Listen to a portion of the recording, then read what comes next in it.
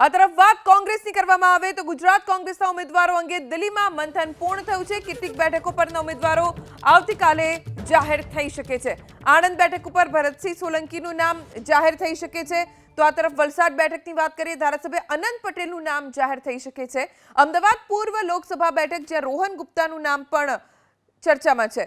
અમદાવાદ પશ્ચિમ બેઠક ઉપર ભરત મકવાણાનું નામ જાહેર થઈ શકે છે। બનાસકાંઠા બેઠક ઉપર ગેનીબેન ઠાકોરની શક્યતા પ્રબળ છે અને ગેનીબેને તો પોતાના માટે પ્રચાર પણ શરૂ કરી દીધો છે। વાત પાટણ લોકસભા બેઠકની કરીએ, ચંદનજી ઠાકોર, પોરબંદરથી લલિત વસોયા પૂર્વ ધારાસભ્ય જેમનું નામ જાહેર થઈ શકે છે।